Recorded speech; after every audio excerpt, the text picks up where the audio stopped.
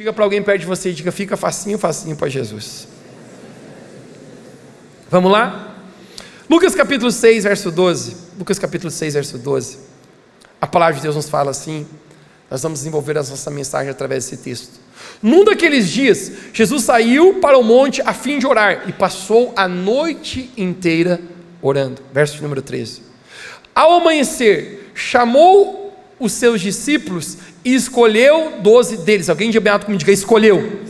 A quem também os designou como apóstolos: Simão, a quem deu o nome de Pedro, seu irmão André, Tiago, João, Filipe e Bartolomeu, Mateus, Tomé, Tiago, filho de Alfeu, Simão, chamado Zelote, Judas, filho de Tiago, e Judas Iscariotes, que veio depois a ser o traidor. Verso 17. Jesus desceu com eles e parou ali, em um lugar plano. O tema da minha mensagem hoje à noite é autênticos discípulos de Cristo. Autênticos discípulos de Cristo. Vamos orar? Deus Pai, nós queremos pedir pela revelação da Tua Palavra hoje à noite nesse lugar. Não existe nada mais especial, Jesus, de quando o Senhor fala conosco, de quando as palavras entram no profundo do nosso coração. E eu oro por uma palavra rema, uma palavra que vem direto da Tua boca para nós hoje. Hoje eu oro, Espírito Santo, usa minhas palavras aqui de maneira mais profunda. Não é apenas uma palestra, não é apenas um momento, não é apenas uma rotina de vir à igreja, não é um programa, Deus, mas nós estamos animados para ouvir a palavra Tua hoje nesse lugar. Então eu oro, Espírito Santo, aquece os nossos corações e essas palavras sejam regadas por fogo do Teu Espírito. Essa é a minha oração em nome de Jesus. Você pode dizer comigo amém? Põe a mão nos seus bolsos para esquentar e dar um sorriso. Vamos lá. A maneira de o mundo atribuir valor às pessoas é pelos seus méritos. Conecte-se aqui. A maneira que esse mundo valoriza pessoas é pelo aquilo que as pessoas têm ou pelo aquilo que as pessoas fazem. Acredite, aqui nessa vida, nesse mundo caído, as pessoas vão te valorizar de acordo com aquilo que você tem, de acordo com a roupa que você usa, o carro que você dirige, a casa ao qual você mora. As pessoas valorizam você pelas suas habilidades, pelo aquilo que você sabe fazer bem. Uau, quem é essa pessoa? Essa pessoa tem isso. Uau, essa pessoa faz aquilo. Essa é a maneira de o mundo atribuir valor, mérito às pessoas. Você já ouviste em alguns programas o Oscar, The Voice, eleições, campeonatos, todos estão à procura do melhor, do destaque. Quem foi o melhor ator? Quem é a melhor voz? Quem será o melhor time? Quem é o melhor? Nesse mundo, desde cedo, você é capaz de ver isso na vida. Eu recordo, ainda quando adolescente, estava no colégio e algo que todos os meninos gostariam de fazer era entrar para o time de futebol do colégio, ser parte dos representantes que representavam a seleção do colégio. E isso era extraordinário. Todos nós ficávamos muito empolgados, nós sonhávamos com isso. Imagine eu fazer parte do time de futebol do colégio. E as razões disso, gente, eram algumas. A primeira delas, porque quem fazia parte do time de futebol do colégio já tinha um uniforme diferenciado, escrito atrás, chamado futsal. E o camarada que vestia esse uniforme, hashtag os boleiros, né? Ao vestir esse uniforme, o camarada se transformava. Ele não andava mais normal, ele andava assim, ó. Já viu como jogador de futebol anda? Eu não sei o que acontece com as pernas dele, mas ele anda assim. O sonho de todos os rapazes era usar aquele uniforme. Segunda razão é porque todo mundo que fazia parte do time de futebol, no meio daquela tarde, que não tinha mais fim, daquela aula maravilhosa, onde todos gostariam de ficar, que durasse a vida inteira, alguém batia na porta e dizia: eu gostaria de chamar aqui o João, o Ricardo, o Mateus e o André. O que? Foi advertência? Não! Eles fazem parte do time de futebol, estão dispensados para representar o colégio. Gente, o camarada levantava assim. Ele olhava para os outros e dizia: tá boa a aula aí? Tá bom? Estudar um pouquinho, a gramática. Goodbye para vocês.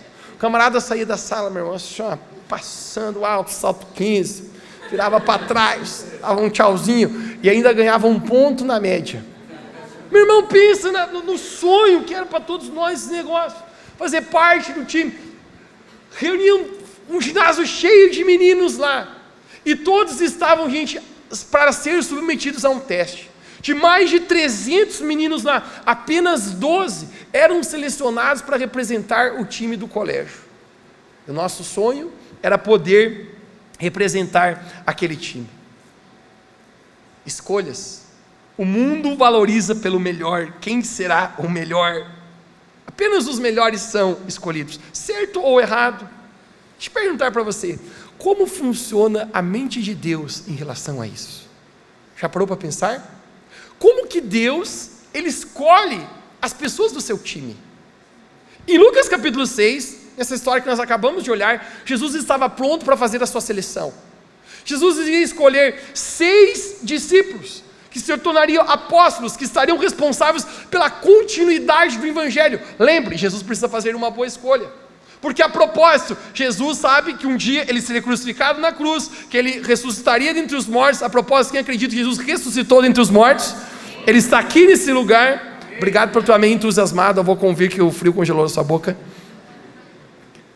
Mas Jesus ele sabe, quando eu partir, quem vai tocar a mensagem do Evangelho, quem vai continuar esse negócio, são esses 12 caras que eu vou escolher. Gente, quem supostamente acredita que ele precisa acertar na escolha, precisa acertar. Porém, parece que não vai ser uma tarefa muito difícil para Jesus, porque o meio cultural que Jesus está inserido no meio dos judeus, tem muita gente boa lá, tem gente, pessoal, que tem pedigree, tem gente estudiosa. Os judeus, na verdade, são muito elogiados da maneira como eles doutrinavam e ensinavam as suas crianças, o qual as crianças, gente, acredite-se, com 11 a 12 anos de idade, já tinham decorado os 5 primeiros livros da Torá da Bíblia, Gênesis, Êxodo, Levítico, Deuteronômio e Números. Você não decorou nem os 5 nomes dos livros, mas adolescentes já tinham decorado todas aquelas páginas. Era muita instrução. A Bíblia fala a respeito dos fariseus, dos escribas, pessoas, gente, de altíssimo nível de entendimento e de conhecimento. Parece que Jesus não vai ter problema de escolher os melhores.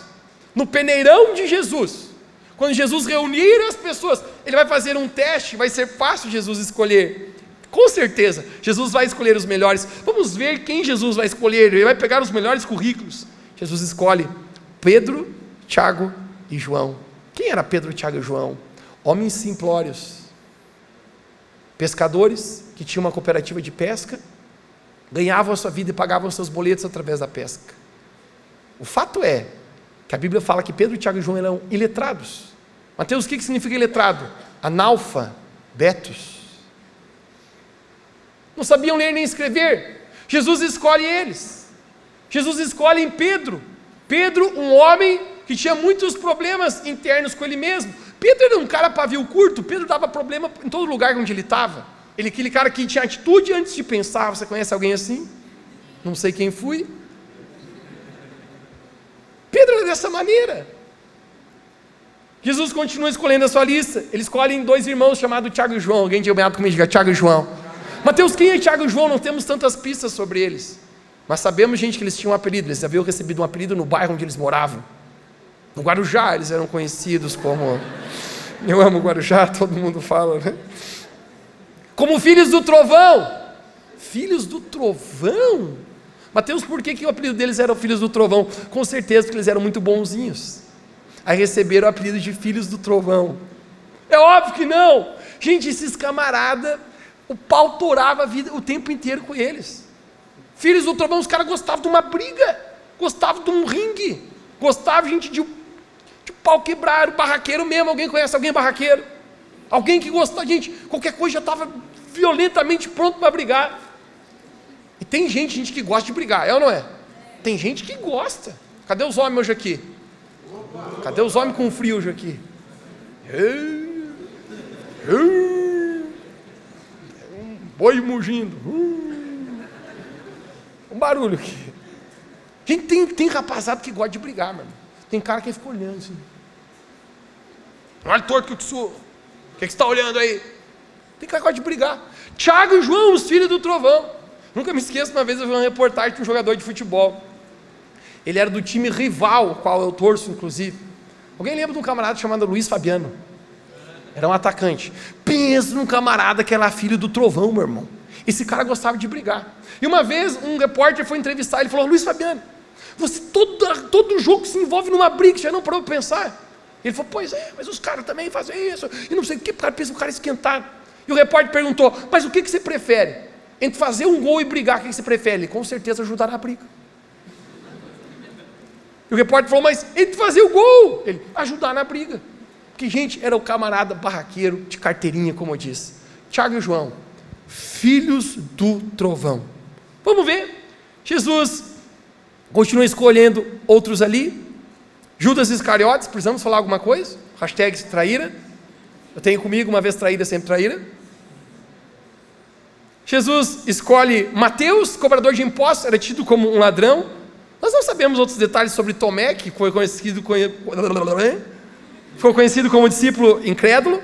Tiago, Bartolomeu, Judas, Tadeu, Simão, Zelote. Mas se seguir o curso, gente, do nível dos outros discípulos, era todo mundo farinha do mesmo saco, gente. Tô só gente ruim ali. E a pergunta é: Mateus, por que Jesus escolhe esses homens iletrados, analfabetos, cheios de dificuldade no caráter, cheios de problemas internos, cheios de coisas aqui desafiantes? Se tinha tanta gente boa em Jerusalém, por que Jesus escolhe esses? Gente, será que Jesus não orou e jejuou antes de escolhê-los? Será que Jesus tomou decisões erradas? Na verdade, eu quero mostrar para você o que Jesus fica fazendo a noite inteira anterior a escolher os seus discípulos. No verso de número 12, me dê aqui na tela, por favor.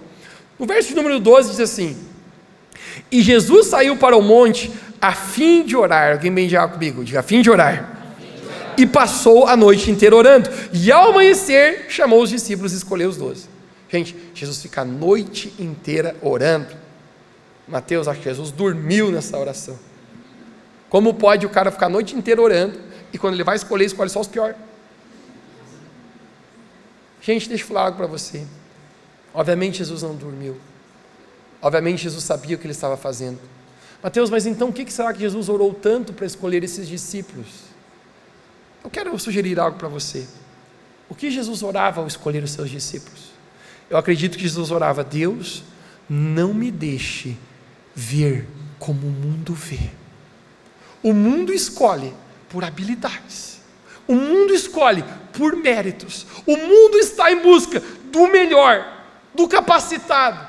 Mas eu, Deus, eu quero olhar com os teus olhos. Eu quero olhar pessoas que não são e tornar pessoas que são. Eu quero pegar os simples a tornar, fazer coisas extraordinárias. Eu quero olhar com fé para os olhos daquele que ninguém acredita. Esse é o olhar de Jesus. Não é incrível a maneira que Deus olha para nós? Deus nos olha, gente, com tantas deficiências, com tantas dificuldades, mesmo sendo tão pequenos, e Deus, Ele olha e Deus, Ele bota fé em nós. Quando Deus olha a nossa vida, Deus não nos mira no nosso presente, mas Deus mira o futuro grandioso de quem nós podemos nos tornar através de Cristo Jesus. Amém. Ele olha para os discípulos, Ele olha: esses 12 aí são labasco, esses aí não valem muita coisa, mas quer saber? Eu acredito que esses camaradas podem se tornar grandes homens de Deus. Amém. E Jesus escolhe eles. 1 Coríntios capítulo 1, verso 27, que nos fala que Deus escolheu as coisas loucas desse mundo para envergonhar os sábios, que Deus escolheu as coisas fracas desse mundo para envergonhar as fortes. Eu amo o fato, gente, que Deus escolhe os menores para fazer coisas grandes. E nesse processo de Deus chamar pessoas, de escolher pessoas, no peneirão de Deus, graças a Deus, porque eu e você estamos aqui hoje. Amém. Porque nós fomos escolhidos para Deus. Eu amo aquela frase que diz: Deus não escolhe os capacitados, mas Deus capacita os enviados. Amém. Deus pega a gente, aquelas pessoas que você humanamente olhava: esse aí não ia dar nada, esse aí não vai fazer nada, e Deus, Ele usa essas pessoas para fazer coisas extraordinárias. Amém. E eu sou grato a Deus por Ele ter me escolhido. Amém. Eu não era o mais talentoso, o mais habilidoso, você também não era, mas Deus nos escolheu. Amém. A palavra de Deus nos fala no livro de João capítulo 15, Jesus falando: gente, não foste vós que escolhestes a mim, mas eu escolhi cada um de vós. Jesus é especialista em pegar os fracos e tornar fortes. Ele escolhe aqueles 12 discípulos, e Ele diz: vocês vão caminhar comigo, e vocês vão ver em quem vocês vão se tornar pelo poder do meu Espírito Santo. Por mais, gente, que os discípulos, vou ser sincero com vocês, não tinham grandes habilidades, não tinham grandes méritos, não tinham grandes talentos, mas eles tinham 3 características na vida deles, que eu acredito que foi a razão pelo qual Jesus escolheu eles para se tornarem discípulos de Cristo, que fizeram eles se tornarem autênticos discípulos de Cristo. Toda pessoa que quer caminhar com Jesus, que ser um verdadeiro discípulo de Jesus, precisa ter essas 3 características, e eu quero compartilhar com você hoje. A primeira característica de quem quer ser um autêntico discípulo de Cristo, a propósito, existe hoje alguém aqui que você diz, eu quero ser um autêntico discípulo de Cristo? Amém. A primeira característica é deixar-se ser trabalhado por Ele. Chega para alguém perto de você, diga, ser trabalhado por Deus. Olha para mim. Gente, os discípulos não tinham grandes coisas por eles mesmos, mas uma coisa eu posso dizer para vocês, eles tinham o coração aberto a responder ao trabalhar de Deus na vida deles. Pensa o camarada que estava disposto, gente, dizendo, Deus faz na minha vida, Jesus tem autorização para trabalhar na minha vida. Gente, você sabia que Deus ele não arromba a porta do seu coração? A palavra de Deus fala que o diabo veio para matar e roubar e destruir. Acredite, o diabo não vai pedir autorização para arrebentar com a tua vida, meu irmão. Se você apenas permitir, ele vai entrar. Mas Deus, gente, vou falar para você, Deus é um cavaleiro. Jesus, ele bate, a Bíblia fala no livro de Apocalipse, que ele está a bater na porta do nosso coração, dizendo, eu posso entrar? Eu posso trabalhar na sua vida? Eu posso agir no seu coração?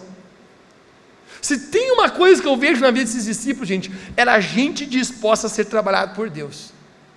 E isso fala a respeito, sabe do quê? De um coração disponível para a obediência. Você pode dizer bem alto comigo, diga coração disposto à obediência. Alguém, gente, que quer deixar Deus trabalhar na sua vida, está necessariamente comprometido em obedecer a palavra do Senhor, em dizer, Deus, faz em mim a tua vontade. E os discípulos tinham isso. Você imagina, certa vez chegam para cobrar imposto de Jesus e falam, Jesus, pague o seu imposto. E Jesus fala, dai a César o que é de César, dai a Deus o que é de Deus. Jesus reconhece, precisamos pagar.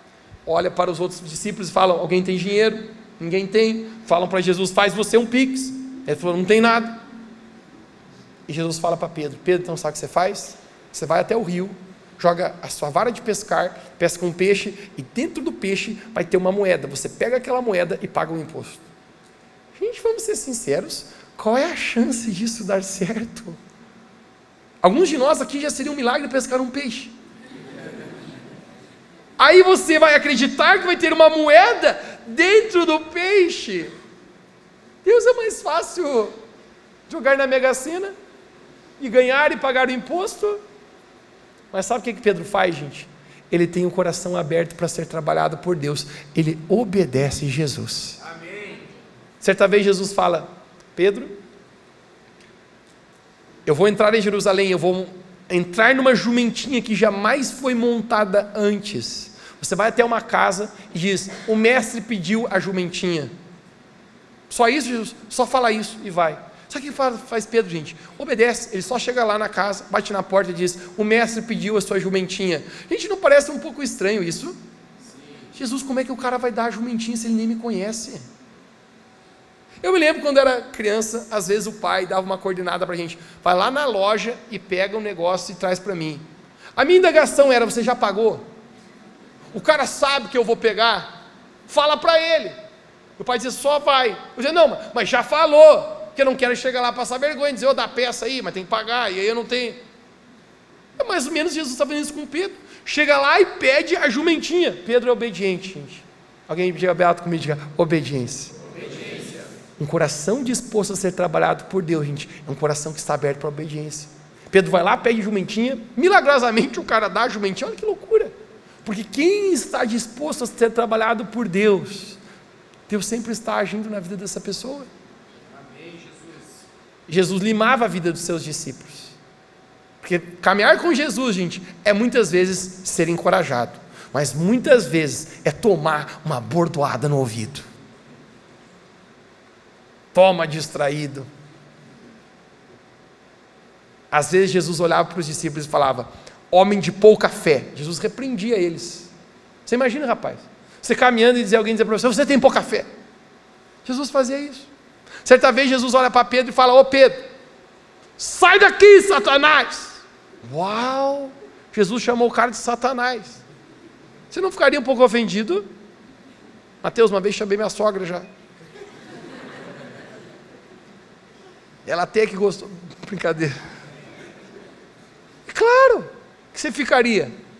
Jesus certa vez olhou para os discípulos e falou assim: ó geração perversa e incrédula, até quando estarei convosco? A minha tradução da Bíblia, Mateus Schmidt, sabe qual é? Não aguento mais ver a cara de vocês, ô tigrado. Meu pai, vocês não têm condições. Jesus muitas vezes corrigia os seus discípulos, mas sabe uma característica que eles tinham, gente? Estavam dispostos e disponíveis a serem trabalhados por Deus. Amém. Jesus discipulava os seus discípulos. Agora guarde algo no seu coração: ninguém pode discipular alguém que não está disposto a ser discipulado. Verdade. Querido, deixa eu falar para você algo que eu aprendi na minha jornada com Deus. Tem momentos na minha vida que, se eu não quiser dizer sim para Jesus, nem Deus tem como fazer algo na minha vida. Já várias vezes, já aconteceu contigo, eu orando: Deus, essa área da minha vida, Deus me ajuda nessa área, e Deus falar: por que você não entrega? Por que você não faz do meu jeito? Por que você não me obedece? Eu não posso trabalhar na sua vida, a não ser que você esteja disposto e disponível ao meu trabalho, à minha vontade, a obedecer a mim. No livro de Marcos, capítulo 5, nós vamos ler uma história agora interessantíssima aqui, eu quero que você conecte nisso. Nós encontramos a história, no qual Jesus está com seus discípulos, e, acontece uma grande treta aqui. Marcos capítulo 5, verso 1 diz assim: eles atravessaram o mar e foram à região dos Gadarenos. Quando Jesus desembarcou, agora olha só, um homem com um espírito maligno veio dos sepulcros a seu encontro, e esse homem vivia nos sepulcros, e ninguém conseguia prendê-lo, nem mesmo com correntes. Uau, o chapa está esquentando aqui. Pois muitas vezes lhe haviam sido acorrentados pés e mãos, mas ele arrebentava as correntes e quebrava os ferros de seus pés. Ninguém era suficientemente forte para dominá-lo. Uau. Jesus chega numa região dos Gadarenos com seus discípulos. Fico imaginando, Jesus sai do barco e de repente a Bíblia nos narra que um homem veio em direção a Jesus. Quem era esse homem? Um homem que estava terrivelmente endemoniado. A Bíblia nos relata, gente, que esse homem, ele vivia nu, no balanço do mar, para lá e para cá. A Bíblia fala que ele caminhava nos sepulcros. Eu fico imaginando, ou melhor, nem imaginar, se fosse aqui em Lages, no Parque da Saudade, peladão lá, e era um homem extremamente violento, obviamente possuído por espíritos malignos. Olha o nível das coisas. Botavam correntes em suas mãos, correntes em seus pés. Imagine os cadeados lá. Gente, esse homem, ninguém conseguia contê-lo, a ponto que ele arrebentava até mesmo as correntes. A gente está falando, gente, aqui nessa história ao nível altíssimo de possessão demoníaca sobre uma pessoa. Lembra que eu falei para você? O diabo veio matar, roubar e destruir a vida das pessoas. Esse homem aqui, gente, está sendo destruído pelo inimigo. Todos têm medo dele, todos têm pavor deste homem quando ele está perto. Mas quando Jesus chega naquele lugar, não é incrível que esse homem terrivelmente endemoniado, ele vem, ele se coloca de joelhos diante de Jesus. E você sabe por quê? Porque não existe nenhum nome maior do que o nome do nosso Senhor Jesus. Diante do nome de Jesus, querido, eu vou falar uma coisa para você: todo joelho se dobra e toda língua confessa que Ele é o Senhor, toda cabeça se curva. Não existe autoridade maior do que o nome de Jesus. A palavra de Deus fala que nos céus e na terra não existe autoridade que foi constituída maior do que o nome do Senhor Jesus. Amém. Esse homem terrivelmente endemoniado, esses demônios se curvam perante Jesus, e Jesus pergunta: qual é o seu nome? Não é incrível? Porque no decorrer da história que eu não li para você, os demônios mesmos respondem por esse homem, diz: Legião. Acreditam, gente, que legião, os romanos consideravam 6.000 soldados uma legião. Alguns acreditam que esse homem era possuído por 6.000 demônios. Jesus expulsa aqueles demônios, eles vão para os porcos, haviam cerca de 2.000 porcos. Alguns acreditam que eram 2.000 demônios. O fato é que nós não sabemos quantos eram. Mas deixa eu falar uma coisa para você: um homem que estava terrivelmente endemoniado, sendo destruída a sua vida pelo maligno, mas Jesus naquele momento, sabe o que ele faz? Jesus liberta a vida daquele homem. Amém. Imediatamente quando Jesus liberta aquele homem, sabe o que acontece? Aquele homem ficou bom, porque é isso que Jesus faz na nossa vida. Jesus transforma o nosso coração, nos liberta, nos cura, nos restaura. Aquele homem que só andava pelado, agora está vestidinho, bonitinho. Aquele homem que precisava correntes para detê-lo e segurá-lo de tão violento que era, agora está sentado, comportadinho no banco da praça sorrindo. Você sabe por quê? Quando Jesus chega num lugar, Jesus, ele transforma. Amém. Jesus encontra esse homem lunático, endemoniado, e Jesus faz uma obra maravilhosa na vida dele. Quando Jesus está indo embora da terra dos Gadarenos, no verso 18, eu quero ler contigo aqui, de Marcos capítulo 5, olha o que ele fala para Jesus. Ele diz assim: quando Jesus estava entrando no barco, o homem que estivera endemoniado suplicava que deixasse ir com ele. Ele está dizendo: Jesus, deixa eu ir contigo. Jesus, o que você fez na minha vida foi extraordinário. Eu vivia lá no cemitério, nu, eu estava atormentado por espíritos malignos, tu mudou a minha vida, deixa eu ir contigo, Jesus. No verso 19, Jesus, porém, não permitiu, mas disse: vá para casa, para a sua família, e anuncie-lhes tudo quanto o Senhor fez por você, e como teve misericórdia da sua vida. Então aquele homem se foi, começou a anunciar em Decápolis. Alguém diga bem alto, diga Decápolis. Essa é a cidade de Decápolis. Quando Jesus, tudo o que havia feito Jesus, todos ficaram então admirados. Uau! Jesus diz para esse cara: você poderá ir comigo, mas eu não vou te levar comigo, sabe por quê? Porque você precisa carregar agora o testemunho do trabalhar que Deus fez na sua vida. Você vai para a tua cidade de Decápolis e você vai pregar para todo mundo quem você era e agora quem você se tornou quando você encontra Jesus. Amém. Sabe algo incrível na nossa vida, gente? Que a maior coisa que nós carregamos na nossa vida é o testemunho daquilo que Jesus fez em nós, do trabalhar de Deus na nossa vida.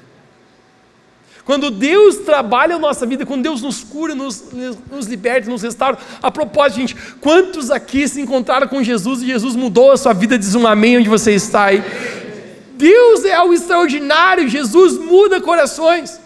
Prometo para você, se você se encontrar com uma religião, nada vai mudar na sua vida. Você pode vir à igreja todos os domingos e nada mudar na sua vida.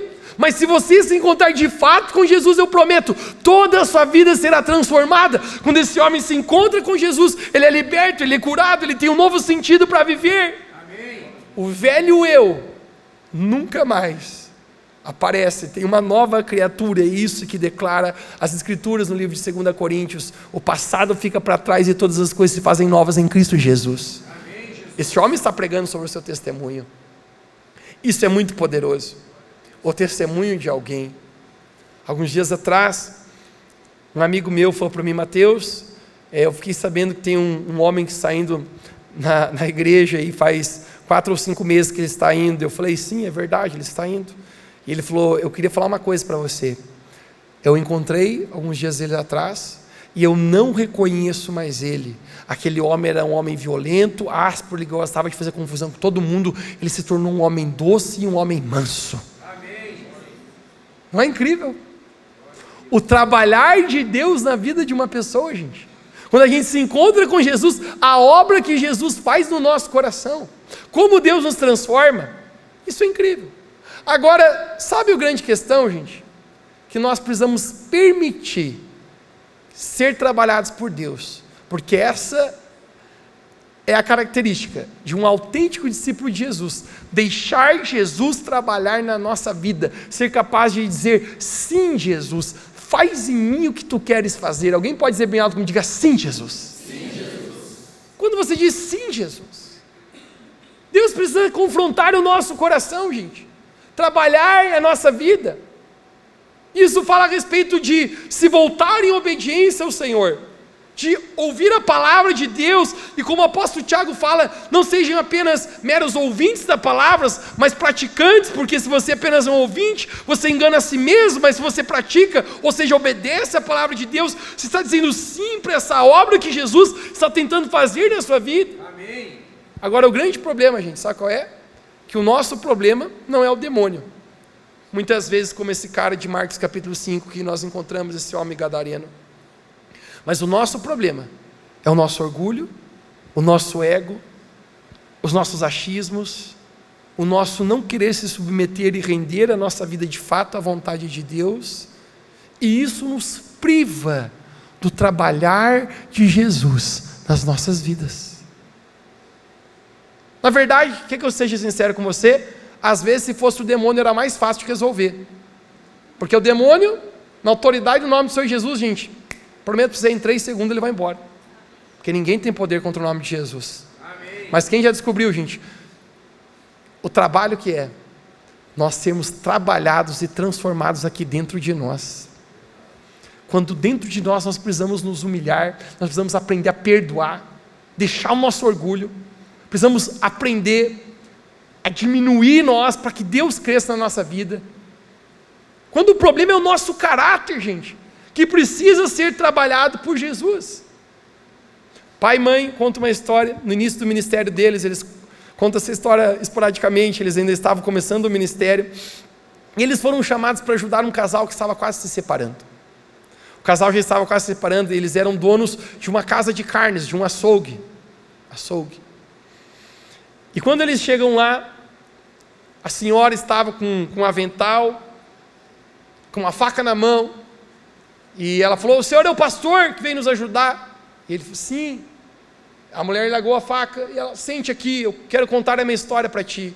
E aquela mulher começou a contar: meu marido acabou de sair daqui, e eu mandei ele embora, não dava mais.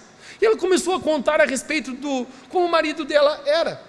Meu marido me trata dessa maneira, meu marido fala isso, meu marido faz aquilo para mim, ele é dessa maneira, ele age assim, ele é um péssimo marido, e não dá mais, ele saiu de casa e agora eu não quero mais ver ele, e o meu marido é assim. E meu pai, começando o ministério, ele falou: uau, realmente seu marido precisa de um agir de Deus na vida dele. E meu pai teve a triste ideia de perguntar: e na senhora, o que a senhora acha que a senhora que está errada? A senhora falou: o quê? Você está dizendo que eu estou errada? Eu não estou nada de errado, você veio acusar eu aqui? E meu pai olhou para ela, olhou para a faca, ela é açougueira, acostumada a cortar carne, pode ser que seja a minha carne a próxima. O pai falou: não, a senhora está 100% certa, Deus te abençoe, tchau daqui. O pai conta a história até hoje, descobriu o cara, agora entendi porque o marido foi embora, meu bro. Já parou a pensar? É fácil nós colocarmos a culpa nos outros, até mesmo às vezes no inimigo, mas não de fato abrimos nosso coração para dizer: Deus, eu preciso ser trabalhado por Ti na minha vida, é o meu caráter, é o meu orgulho, é a minha maneira de não me render em obediência a Deus e fazer do meu próprio jeito e não do jeito do Senhor. Existe uma característica, irmãos, que Jesus precisa para fazer algo na vida de uma pessoa, para alguém que quer ser um discípulo autêntico do Senhor. Essa pessoa está disposta a abrir o seu coração ao trabalho de Deus na vida dessa pessoa. Quem pode dizer um amém hoje aqui? Sabe o que é o mais incrível? Que aquele homem que era terrivelmente endemoniado, Mateus capítulo 4, verso 24, vamos ler o que acontece com esse cara. Ele tem um encontro com Jesus e a vida dele muda. E a fama de Jesus correu por toda a Síria, e traziam todos os que padeciam oprimidos por várias enfermidades e tormentos, endemoniados e lunáticos e paralíticos, Jesus os curava. Verso 25, e seguiu grande multidão da Galileia pode dizer mais alto comigo, Jerusalém da Judéia, além do Jordão. Gente, Jesus volta depois naquela cidade, e a Bíblia fala que uma grande multidão de Decápolis vem até Jesus. Você sabe por quê? Aquele cara que outrora era um endemoniado lunático, agora ele carregou o testemunho e contou para toda a cidade dele o que Jesus tinha feito pela vida dele. Amém. Ele traz toda a sua cidade até Jesus. Sabe por quê, gente? Porque o nosso testemunho de transformação de Deus na nossa vida é o que faz de verdade as pessoas verem autenticamente a obra de Jesus. Amém, Jesus. Isso é incrível, a maneira que Deus vai trabalhando na nossa vida. Em João capítulo 15, Jesus ele fala Eu sou a videira verdadeira e o meu pai é agricultor. Todo ramo que estando em mim não dá fruto, ele corta. Aquele que dá fruto, ele poda. Alguém diga bem alto, diga poda.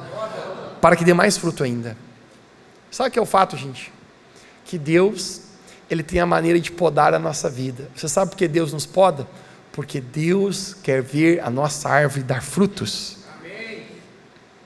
Imediatamente quando você vê uma árvore sendo podada, você não entende. Eu me lembro a primeira vez, quando menino ainda vendo uma árvore sendo podada. Eu estava num jardim e eu via o jardineiro com um tesourão, cortando aquela árvore. Eu dizia: o que você vai fazer? Ele vai matar a plantinha. A árvore já estava inteira depenada ali. Ele sorriu para mim e falou: rapaz, você não entende sobre poda, né? Eu falei: você que não entende, você está matando a árvore. Ele falou: eu estou podando a árvore, porque daqui a pouco, na próxima estação, essa árvore vai voltar ainda muito maior e muito mais bonita se ela se submeter à poda. Verdade. Queria te falar uma coisa para você.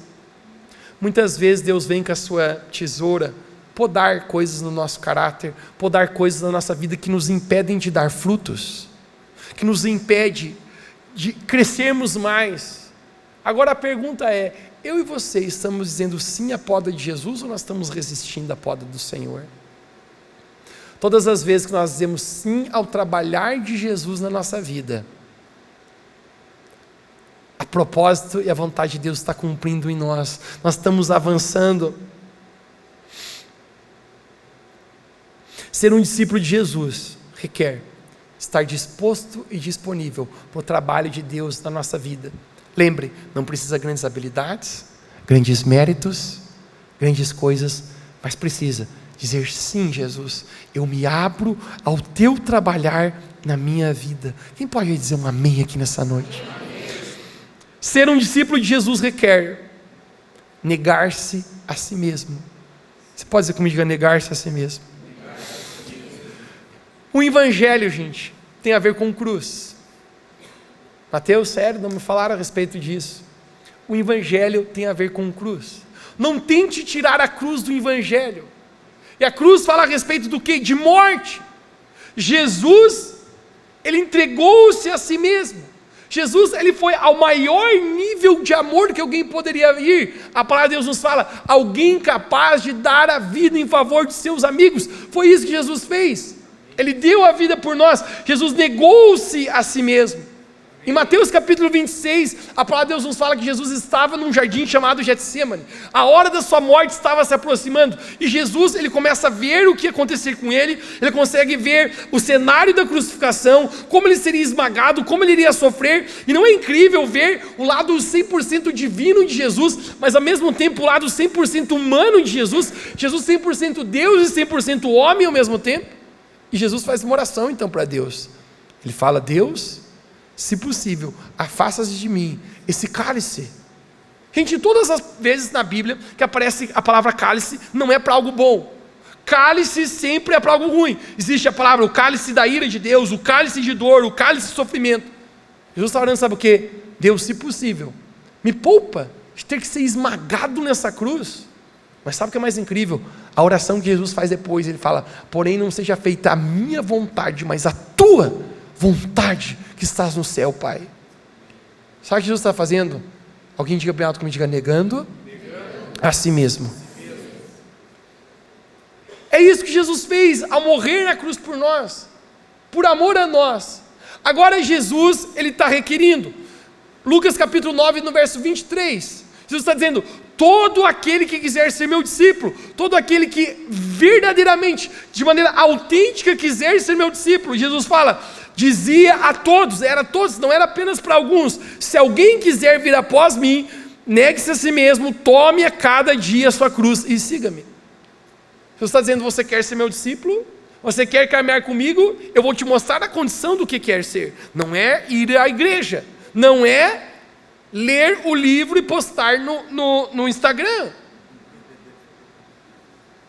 não é pôr no perfil, na bio, escrito Jesus Follower. Não tem nada a ver com isso. Jesus está dizendo: a autenticidade de um discípulo de Cristo é aquele que nega-se a si mesmo, toma a cruz e segue a mim. Amém. Seguir Jesus, gente, vai te custar tudo. É abrir mão de tudo. Mas você abre mão de tudo para ganhar tudo. Deixa eu falar para você, gente, o que é a nossa vida sem Jesus? Cara, olhando para os anos atrás, eu fico olhando quantas coisas renunciamos pelo Senhor. Quantas coisas já tivemos que negar a nós mesmos. Quantas batalhas e tentações nós temos. Alguém aqui também tem batalhas e tentações? O apóstolo Paulo é muito enfático no livro de Gálatas a falar a respeito dessa briga interior que ele tinha entre o certo e o errado, entre o que é santo e o que é pecaminoso. E às vezes ele fala, o bem que eu queria fazer, às vezes eu não consigo fazer, e às vezes o mal que eu não queria fazer, às vezes esse eu faço. Mas ele fala, todos os dias eu sou entregue, como um cordeiro vai a matadouro, a morte também, a fim de que Cristo possa viver em mim. Cara, isso é o processo de negar-se a si mesmo para ser um discípulo de Jesus. Se você quer ser um autêntico discípulo de Jesus, muitas vezes você terá que negar os seus desejos pecaminosos. Você sabe por quê? Porque você caminha com o pecado, você se separa de Deus. Você vai para perto de Deus, você se separa do pecado da sua vida. Os dois não conseguem caminhar. É impossível você desfrutar, ouça isso, é impossível de você desfrutar de comunhão com Jesus e ao mesmo tempo estar envolvido na prática do pecado. Ou vai dar certo um, ou vai dar errado o outro. Eu vou para perto de Jesus, então eu não quero pecar. Eu vou para perto do pecado, então eu já não quero mais buscar a Jesus. O livro de Gênesis, quando depois de Adão pecar, Deus chega até o jardim, no final da tarde, era o momento que Deus tinha comunhão com o homem. E quando Deus chega ali, a Bíblia fala que Adão, ele estava nu, ele viu que estava nu, ele se cobriu com uma figueira, a sua nudez, e ele se escondeu de Deus. Você sabe o que Deus pergunta? Adão, aonde você está? Cadê você? Adão, fala sério, será que Deus não sabia realmente onde Adão estava? O salmista fala, se eu descer na mais profundeza, no mais profundo abismo, ali Deus está. Se eu subir no mais alto céu, ali Deus está. Não existe nada que os olhos de Deus não contemplam. Por que Deus está perguntando, Adão, aonde você está? Eu quero falar para você, Deus nunca estava perguntando o lugar físico que Adão estava, mas Deus está perguntando, Adão, para onde o teu coração foi, cara? Para longe de mim. Porque o pecado nos leva para longe de Deus, o nosso Criador, que é o nosso lugar. Jesus está sendo enfático em dizer, quem quiser ser meu discípulo, quem quiser me seguir, vai precisar tomar a sua cruz. O que é tomar a sua cruz? Todo mundo que era crucificado, também era sentenciado a carregar a sua cruz. Carregar a cruz era assumir a sentença de morte. Jesus carregou a cruz. A sentença de morte minha, sabe qual é? Jesus, se eu quero ser teu discípulo, eu estou assumindo que eu vou morrer para mim mesmo. Morrer para os meus desejos pecaminosos, morrer para a minha vontade. E o fato é, cara, que isso aí é provado. Não no domingo enquanto você está na igreja. Mas na segunda-feira, na terça-feira, na sexta-feira, no sábado à noite, quando o pecado bate na nossa porta, e a gente tem que dizer, Jesus, estava louco para fazer isso, mas não vou, porque eu decidi ser um discípulo de Jesus, tomar a minha cruz, negar a mim mesmo e te seguir. Amém. Cadê os homens hoje aqui? Estão aqui. Nós homens lutamos com a imoralidade sexual que o mundo tenta oferecer o tempo inteiro.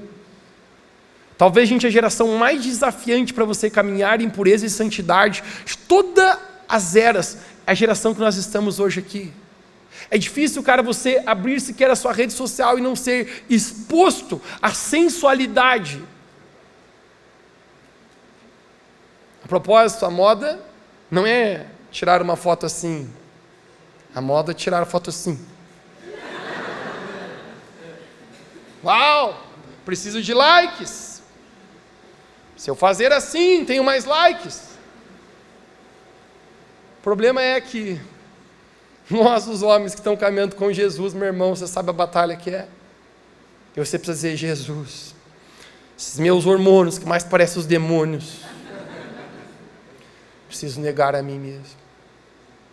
E eu vou caminhar em pureza sexual na minha vida para honrar a Deus, para honrar a minha esposa, para honrar quem for preciso honrar, porque eu creio que a obra de Deus começou na minha vida, Ele é fiel para completar.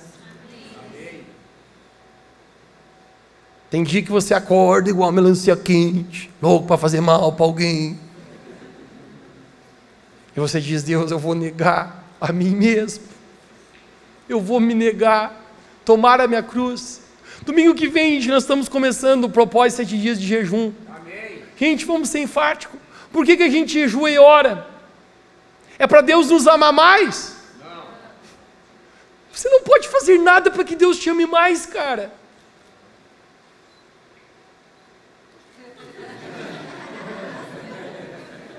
Agora ficou top, né, Wagner? Você não pode fazer nada para que Deus te ame mais. Deus já te ama, cara. Mateus, então por que a gente vai jejuar? Quando Jesus batiza nas águas, a Bíblia fala que veio uma voz do céu que diz: esse é o meu filho amado em quem eu me alegro. Querido, o amor de Deus já está sobre a nossa vida. Mas a pergunta é: você alegra o Senhor?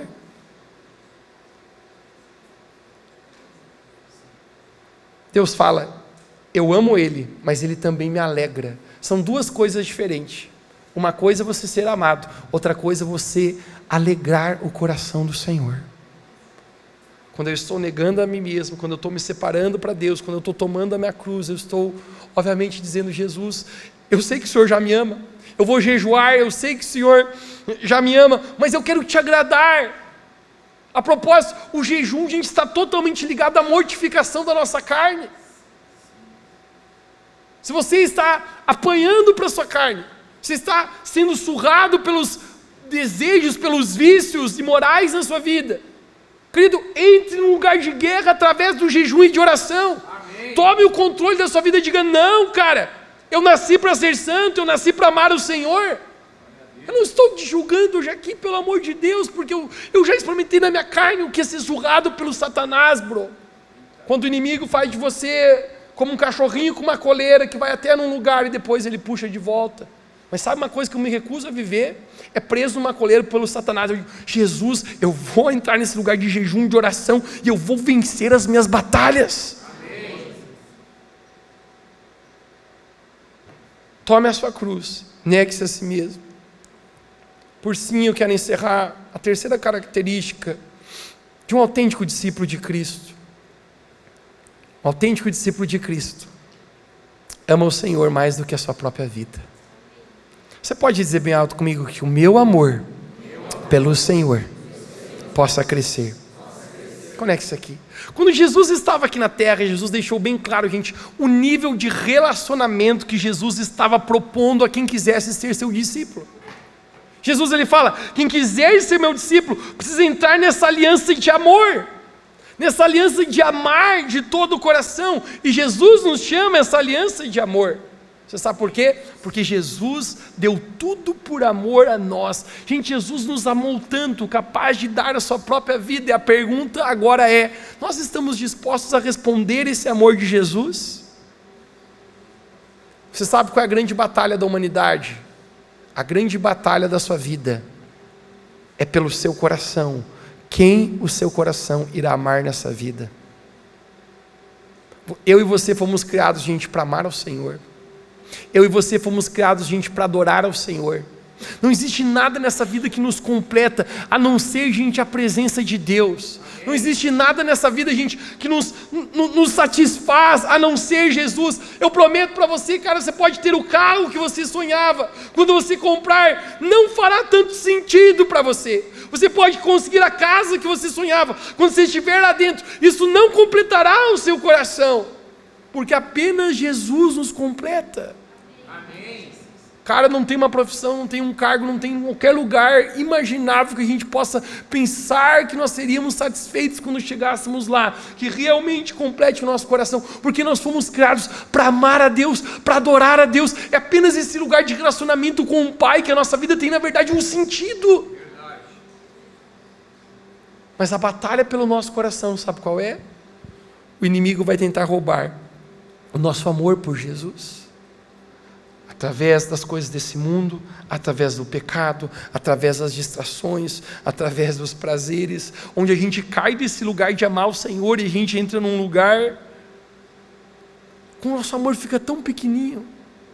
Eu quero que você hoje mensure o quanto você está amando Jesus. Cara, esses tempos eu estava frustrado comigo mesmo, porque eu estava sentindo, cara, meu amor por Jesus tão pequeno. Eu estava botando até em xeque o quanto eu amo o Senhor, o quanto de fato eu amo Jesus. Eu prometo para você, cara, que por uma semana minha preocupação era, cara, eu acho que meu amor por Jesus diminuiu. Tu já sentiu assim? Eu estava orando de Jesus, eu quero te amar mais, Jesus, eu quero te amar mais. Parece que eu não senti Deus falar comigo, era alguma coisa assim, eu não sei porque estava acontecendo isso, mas eu senti como se meu amor tivesse pequeno. Mas de repente Jesus falou para mim: Mateus, se você está preocupado, se você ainda me ama, é porque você me ama. Amém. Querido, nós não podemos perder a maior preocupação da nossa vida, que é o quanto nós estamos amando de fato o Senhor. Esse é o primeiro e maior mandamento: amarás o Senhor teu Deus de todo o teu coração, de toda a tua força, de toda a tua alma, de todo o teu entendimento. Cara, perca tudo na vida, mas não perca o teu amor por Deus. Perca as suas finanças, perca teu prestígio, perca tudo, mas não perca o teu amor por Jesus. Isso é a coisa mais importante sobre a sua vida. Isso não apenas determinará a sua vida aqui na terra, mas toda a sua eternidade. Você tem apenas uma vida, e o dia que, se você for salvo, e eu oro que você seja salvo, você terá apenas uma coisa em mente. Você pensará: o quanto eu amei e honrei a Jesus. A oportunidade, irmãos, de nós temos de amar o Senhor é essa vida agora aqui. A oportunidade que nós temos de responder ao Senhor é nessa vida hoje aqui, cara. A dádiva da nossa vida, irmãos, é amar Jesus. É a honra da nossa vida. Pedro estava na mesa, eu quero encerrar com essa história. Jesus havia proposto que quem quisesse ser um discípulo autêntico do Senhor precisava amá-lo de todo o coração, forçar um entendimento. Essa é a preposição, porque nenhum relacionamento dá certo, gente, quando um ama e o outro não ama.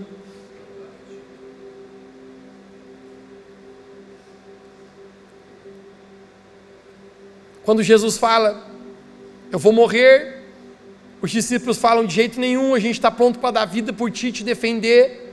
A gente jura amor por ti até o final, porque tu nos ama, Jesus, e a gente vai te amar dessa mesma maneira. E Jesus fala para Pedro: antes que o galo cante, você me nega 3 vezes, Pedro.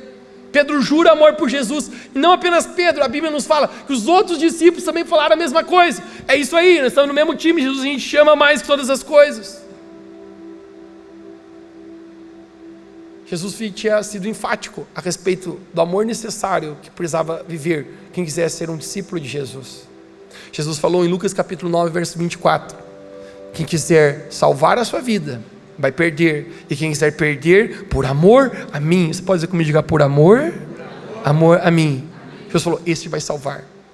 Você conseguiu entender a equação? Quem quiser salvar, perde. Quem quiser perder por amor, esse salva. A hora, cara, no jardim, Mateus capítulo 26, volta aqui, que os guardas chegam, Judas beija Jesus, acusando como Cristo, os guardas põem a mão em Jesus, gente, foi um esparramar de discípulo a tudo qualquer lado. A Bíblia fala, gente, que todo mundo bateu em retirada e saiu correndo. Todo mundo, mano, pegou no pé e ó, vazou. Uau! Esses eram os discípulos que juravam amor por Jesus, amá-lo mais que a própria vida. Todos bateram em retirada. Sabe por quê, cara? Na hora do vamos ver, na hora da tentação, na hora da oportunidade, da pressão, é de fato que a gente conhece quem a gente é, e o nosso verdadeiro amor por Senhor é revelado. Já se pegaste na tua vida quando você sentiu que o teu amor por Deus foi pequeno? Deus, eu falei que eu ia caminhar dessa maneira e falhei mais uma vez. Todo mundo bateu em retirada. Todo mundo vaza. Jesus está sendo interrogado perante Pôncio Pilatos. Mas tem um discípulo de Jesus, João, você pode dizer bem alto comigo, João? João, ele lembrou das palavras de Jesus. Todo aquele que quiser salvar a sua vida vai perder, e todo aquele que perder por minha causa, por amor a mim, esse a salvará. Sabe o que João faz, gente? Ele fala, o que eu estou fazendo, bro? Essa é a minha maneira de amar Jesus. Essa é a minha maneira de caminhar com o Senhor. Não, está tudo errado, cara, não deveria ter corrido. Sabe o que é mais incrível, gente?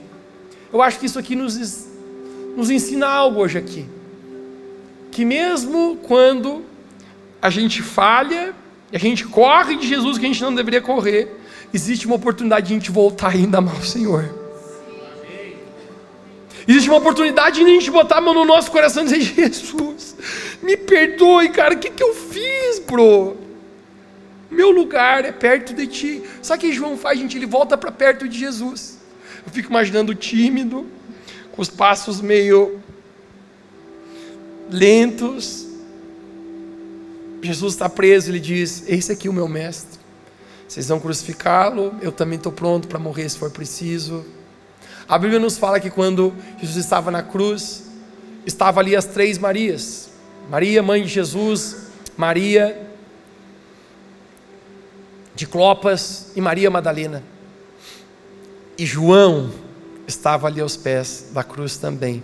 Jesus fala para João, João, eis aqui a tua mãe, mulher, eis aqui o teu filho. Em outras palavras, ele está dando uma tarefa para João. João, eu estou vazando daqui dessa terra, você cuida dessa mulher que foi minha mãe natural.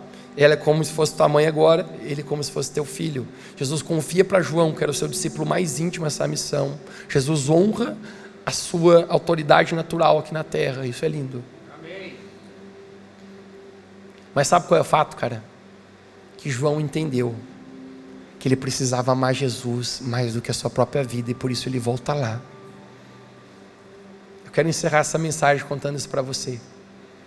Aquele que quiser salvar a sua vida vai perder, e aquele que quiser perder por amor a mim, esse vai salvar. Só João, cara, decidiu perder a vida por amor de Jesus. Sabe o que acontece? A tradição nos fala que os outros discípulos tentaram salvar, sim ou não? Filipe, estudiosos acreditam que morreu enforcado e apedrejado. André, a tradição revela que André foi torturado antes de ir para uma cruz na Grécia. Bartolomeu, Natanael, ele foi posto vivo em um saco amarrado e lançado no mar. Mateus foi ferido à espada. Tomé morreu de flechadas durante as suas orações. Simão Pedro, você lembra de Simão Pedro? Simão Pedro foi crucificado numa cruz de cabeça para baixo em Roma. Tiago, o maior, foi decapitado em Jerusalém na mesma ocasião que Pedro foi preso. A Bíblia nos narra no livro de Atos. Judas Tadeu, morte de causas violentas não especificadas. Mas João, lembra do João? A Bíblia fala que tentaram matar João. Jogaram ele num caldeirão de óleo fervente. Você consegue imaginar? É para tirar o couro de qualquer um em fração de segundos. Mas sabe o que a Bíblia fala? Que João saiu nadando como quem sai de uma piscina de água gelada no verão.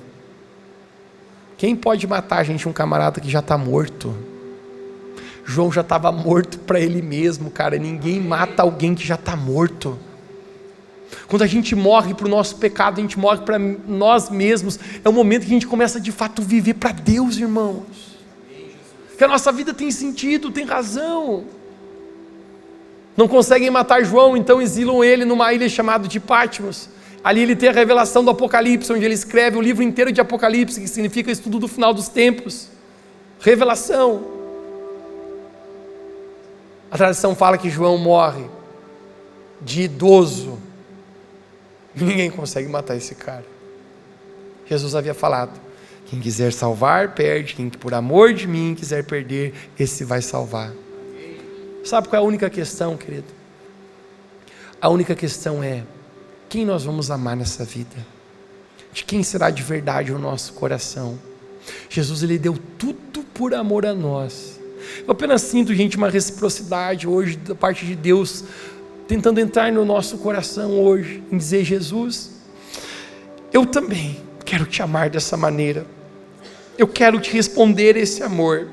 Eu quero te responder com toda a minha vida. Eu quero ser um autêntico discípulo de Jesus. Eu quero dizer sim ao teu trabalho na minha vida. Eu quero tomar a tua cruz e me seguir. Jesus, eu quero te amar mais que todas as coisas. Se você recebe essa palavra, você pode dizer amém onde você está.